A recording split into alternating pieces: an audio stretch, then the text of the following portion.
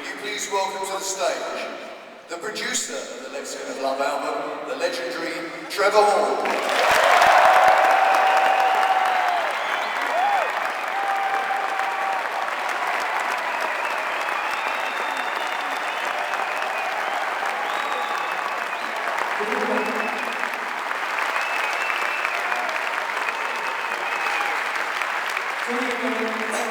Thank you for coming. They've asked me to say a few words before the show starts, so you got it, mate. So tonight, probably not many of you know, but tonight is the first night of the Jewish festival of Passover, and I thought I'd steal a couple of lines from the service. One of the lines is, what makes this night different from every other night? I thought I'd say, what makes this album, Lexicon of Love, different to all other albums? There's lots of reasons for that. I'm going to run through a few. I've made a lot of albums in my 30 years as a record producer, but why are we all here to listen to a live rendition of this album 25 years after it was first recorded? You know, being successful in the music business is like one of those little puzzles where you have to wobble a little bit of glass and you have to get 8 little ball bearings into 7 little holes. It's very difficult to do to make a very successful album. And these are some of the reasons I think Lexicon of Love was so successful. Firstly, the material, the songs. The melodies are beautiful, the rhythm and the tempos are ideally suited to the mating rituals for which they were designed. But it's the lyrics that really make the album stand out.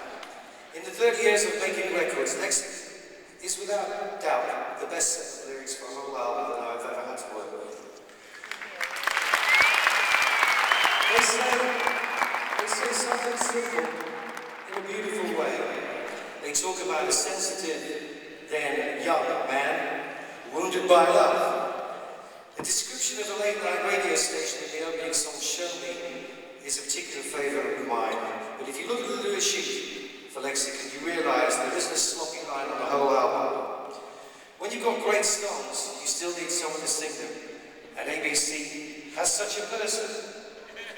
When we started Lexicon, Mark was a fairly inexperienced singer, I think it would be right to say, because he'd been in a little synth band before. But as the album went on, his confidence grew and he really took a lot of chances. So when Gary Langer and I mixed the album, we listened to the mixes on a small round speaker to check we could hear every word that Martin was singing. Think, how many people have the range of emotion in their voices to carry a whole album? And these are all lively tunes with intricate melodies. And Martin's voice has always had a great edge of humour in it. The singer's no good without the right band behind him. ABC had a wonderful guitar player, Mark White, who also wrote music and worked out a lot of the arrangement. He played all the guitars on the album. Steve Singleton, who played saxophone, had a deep understanding of the context of the music on the album and played very sparingly. And David Palmer, he became a career drummer. How many people can make a living from playing the drums? Very few. And it's very unusual to find a young man in a new band from Sheffield who is actually also a brilliant drummer.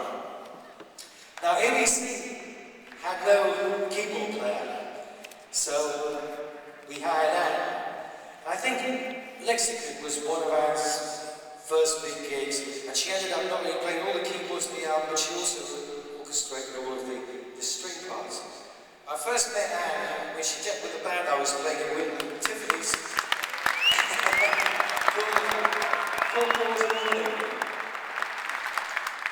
It was a Friday night, and I was an automatic pilot, just earning a living, and Anne came along and frightened the life out of all of us. She was so good. Back then she did it by playing, now she does it with a single look. The string arrangements for Lexicon still sound as fresh as they did back in 1982, and the keyboard playing really hasn't been equalled, in my opinion. All the beautiful keyboard parts on Lexicon are Anne. So if Anne was our...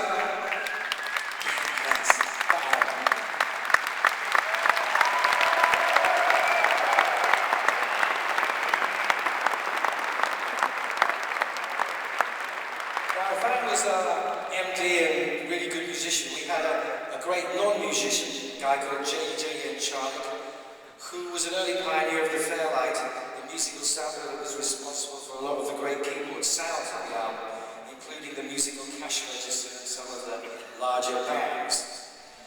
Tessa Niles, who sang backing vocals on the album, also sang a little bit of female lead on Gatestown, was suggested to me by a guy called Julian Mendelssohn, who was also an engineer on the record. Tessa went on to be one of the busiest and certainly in my book the best session singer of her generation. She's come out of a very early retirement and travelled all the way from South Africa to be with us tonight. Tessa.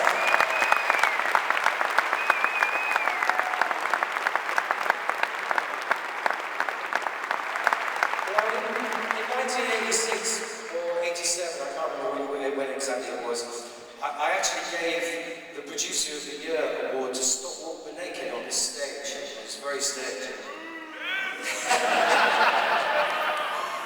And they said to me,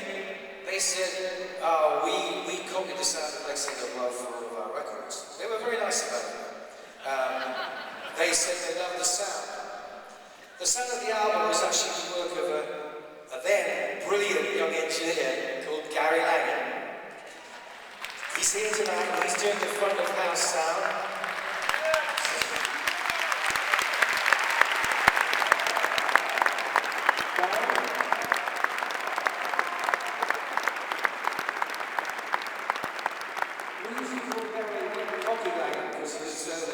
He was so full of confidence because he went on to be a very successful producer.